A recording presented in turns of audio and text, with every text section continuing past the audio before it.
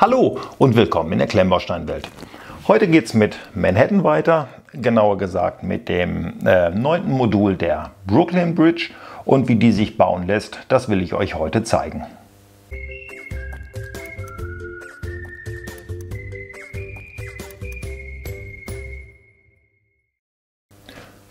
...578 Teile, die wir für 24,95 € bekommen und in diesem Karton geschickt werden. Das Wichtigste an dem Karton ist der Aufkleber, dass wir wissen, was da drin ist. Schauen wir mal rein. Es müsste jetzt eigentlich alles relativ überschaubar sein, was uns zur Brooklyn Bridge dazugelegt wird. Ein Stück Pappe kommt wieder in den Karton. Ab dafür, die Altpapierkiste freut sich. Also es ist, wie ich schon sagte, alles wahnsinnig überschaubar. Ich verteile mal das Überschaubare auf meine Teller und dann kann es, denke ich mal, schon losgehen, weil hier nicht wirklich viel sein wird, über das man reden muss.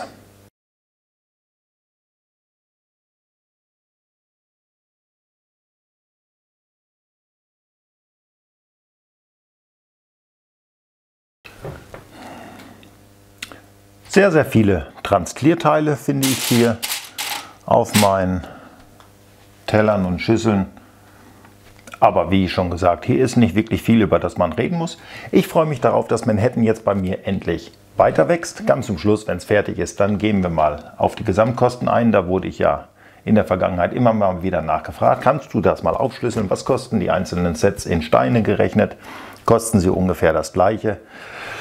Ich schlüssel das bei jedem Set, was ich baue, immer auf. Dann gehen wir da ganz zum Schluss mal drauf ein. Jetzt wird es aber erstmal zusammengebaut und wie gesagt, ich freue mich darauf. Endlich komme ich wieder ein Stück weiter. Es sind ja doch sehr, sehr viele Steine, die hier verbaut werden wollen, aus allen Sets zusammengerechnet.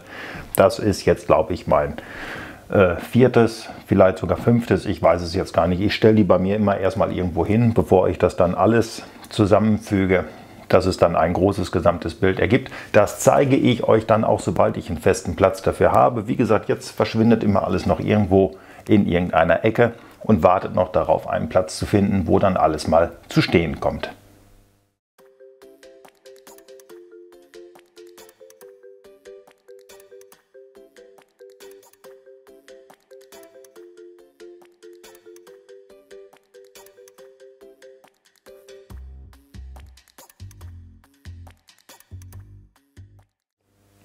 Die Grundplatte der Brooklyn Bridge ist soweit fertig. Sie ist wie bei allen Manhattan-Modulen, die ich bis jetzt gebaut habe, wahnsinnig stabil. Besteht aus 3 Ebenen, 3 Lagen von jede Menge einzelnen Platten.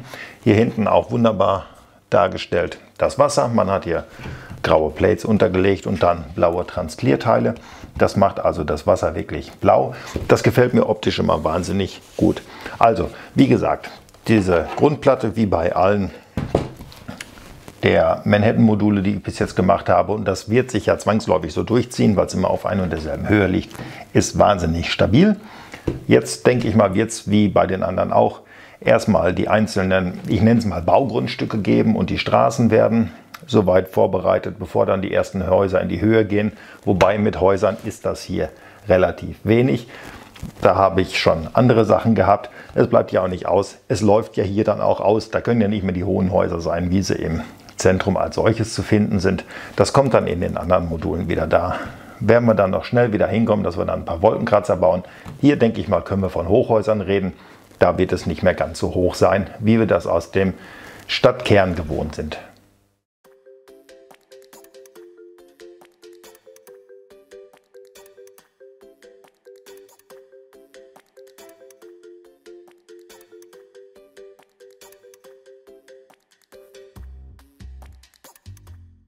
Bauschritt 14 kommt jetzt bis hierhin. Es wird immer stabiler, also das ist schon echt brutal. Damit kann man fast Nägel in die Wand schlagen. So stabil ist das Ganze gebaut. Es sind die Straßen, wie ich vermutet habe, die Auffahrt zu der Brücke. Alles, was ich schon erklärt habe. Wir haben hier im Prinzip Stadt, Land, Fluss, haben wir jetzt alles hier. So ein bisschen Grünes haben wir auch. Weswegen ich jetzt hier so ein bisschen was erzähle. Ich finde das ganz witzig. Hier läuft, glaube ich, gerade Der Speedbuild, da will ich euch zeigen, der Speedbuild nicht, aber hier will ich euch dann zeigen, wie das Ganze dann aufgebaut wird. Auf der anderen Seite zeige ich euch jetzt mal Bauschritt 14, das blende ich euch da oben mal ein. Ich brauche jetzt, ich muss mir das selber mal groß machen, dass ich das hier jetzt überhaupt nicht übersehe. Das fand ich nämlich wirklich faszinierend. Muss ich mal kurz eine kleine Pause machen, damit ich das sehe. Ich brauche jetzt 2100 mal Teile, wenn ich die Anleitung so richtig verstehe. Also ihr könnt es euch da oben angucken, ich erzähle da keinen Blödsinn. Ich habe jetzt also die beiden, das simuliert jetzt die Straße hoch zur Brücke, meine ich, wenn ich das auf den Fotos richtig erkannt habe. Ich habe das richtig erkannt, ja. Wenn ich das richtig erkannt habe. Ich brauche das aber irgendwie 2094 mal ein ganz kleines Teil und 6 mal ein Millimeter mal größeres Teil. Das kann also nur ein Fehler sein. Also das werde ich jetzt mal hier so, wie man sich das gedacht hat, versuchen aufzufädeln. Ich muss jetzt immer mal so ein bisschen dahin gucken. Ihr seht die Anleitung ja etwas höher, dass ich das jetzt hier nicht kolossal falsch mache. Das soll ja auch halbwegs alles vernünftig gebogen werden. Geht es fast bis hier ran, also muss das ja schon ungefähr so liegen. Mal schauen, wie das dann später so wirkt. Ja, so sieht das erstmal gar nicht mal so verkehrt aus. Jetzt kommst du noch wieder nach hier. Jetzt macht es dann nochmal einen Bogen. Da geht es hier raus, um dann wieder hier aufgelegt zu werden. Gut, müsste man jetzt eventuell sogar ein bisschen warm machen. Das lässt sich jetzt schwer. Es will nach oben. Das kann man nicht verhehlen. Das ist natürlich als Straße ist das wahnsinnig schwer. Aber man hat da einen relativ guten Weg gewählt, um das Ganze zu simulieren, möchte ich jetzt mal behaupten. Da gibt es überhaupt nichts zu sprechen. Da hat sich der Designer also wirklich wieder mal einen Kopf gemacht. Das hat er bei dem ganzen Set. Da wurden sich also wirklich viele Gedanken gemacht, wie kann ich das alles umsetzen. Es ist ja eine wirklich, ja, hier stimmt was nicht. Hier ist das Ganze jetzt also definitiv zu kurz. Was es da zu lang ist, ich müsste jetzt noch hier einmal rüber, bevor ich es dann rumführen kann. Also hier ist es dann definitiv ein wenig zu kurz. Aber wie kann ich das jetzt? Interessante Lösung oder interessant gemacht. Sollte ich das vielleicht mal andersrum machen? Das ist schön, da könnt ihr jetzt mal dabei sein und seht das mal. Man muss hier also wirklich immer mal so ein bisschen versuchen mitzugucken, mitzudenken vor allen Dingen. Müsste ich das jetzt rein theoretisch so haben. Hier geht es noch ein bisschen weiter rüber. Ja, es ist schwer mit diesen Schläuchen. Das wäre jetzt also dann rein theoretisch so. Und jetzt muss ich hier nochmal wieder rum. Dafür ist das Ganze zu kurz. Dafür sehe ich, habe ich hier das Ganze ein wenig zu lang.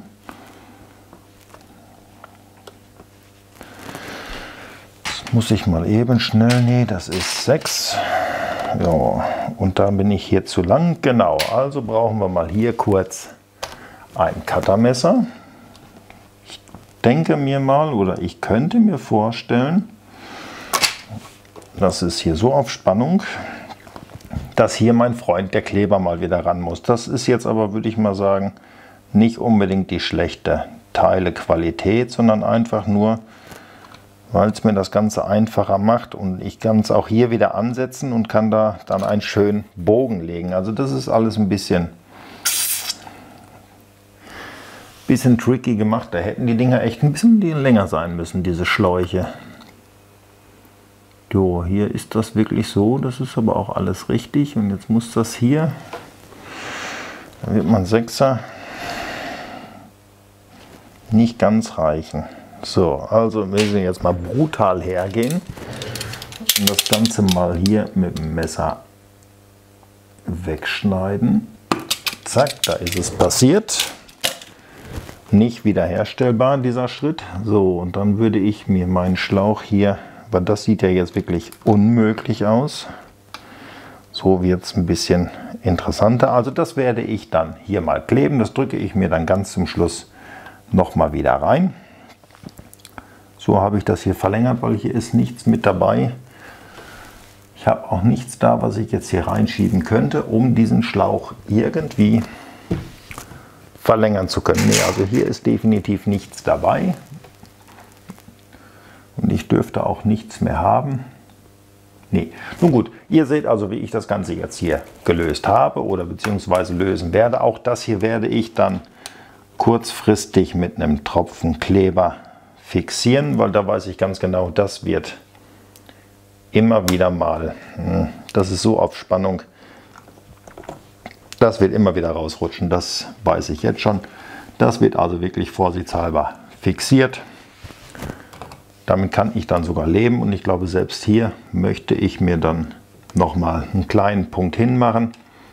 Das entscheide ich aber ganz zum Schluss. Ich richte jetzt erstmal hier meinen Schlauch, dass das dann später alles passt. Und dann würde ich sagen, geht es jetzt mit dem ganz normalen Bauen weiter.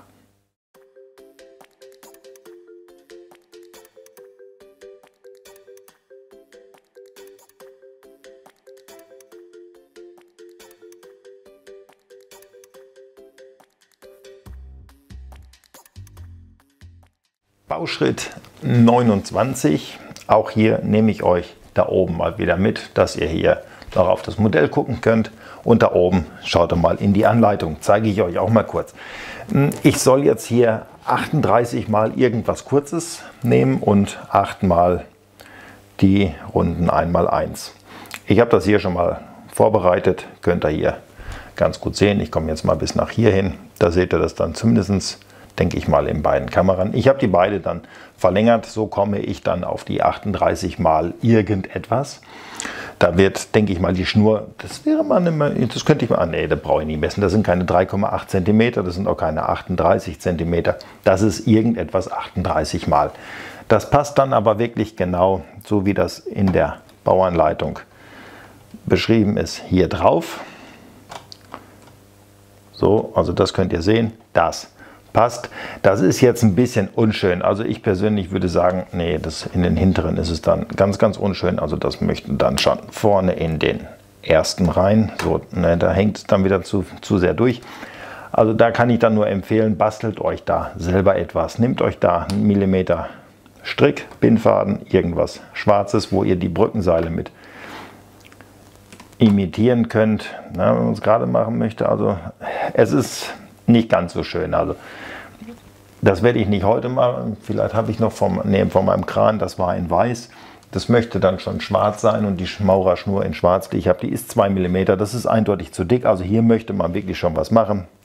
Schneidet euch das Seil hier ab, führt da ein neues durch, dass ihr das wirklich in 1 habt. Ich werde das auch nicht nachbestellen, was mir hier fehlt, weil das gefällt mir so wirklich nicht. Das kann man schöner lösen mit minimalstem Aufwand. Ich weiß, diese Teile, das sind vorgefertigte Teile, die sind einfach so. Das hat er soweit schon ganz ordentlich gemacht mit vorhandenen Mitteln, aber man kann das selber ein bisschen verschönern. Das würde ich hier euch empfehlen. Macht das. Ihr seht hier, das könnt ihr das überhaupt sehen. Ich drehe es mal um, dann seht es vielleicht ein bisschen besser. Also das hat nicht unbedingt funktioniert. Weiß ich nicht, ob es an meinem Kleber liegt, dass der diese Materialien nicht kleben möchte. Das hat nicht funktioniert. Das liegt jetzt hier einfach mal so recht sinnbefreit rum. Nicht unbedingt schön, aber ich muss gucken, wie verschwindet das dann später in dem gesamten Modell und dann muss ich da eventuell noch mal ein wenig nacharbeiten. Vielleicht finde ich auch da irgendetwas in dem Modellbaugeschäft, was so halbwegs dazu passt.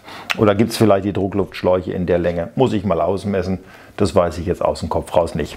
Das ist dann wieder ein Bauschritt, den wollte ich euch gezeigt haben und jetzt würde ich sagen, geht es ganz normal weiter. Ich baue das ganz normal, wie ihr das gewohnt seid. Und wenn was ist, naja, dann melde ich mich.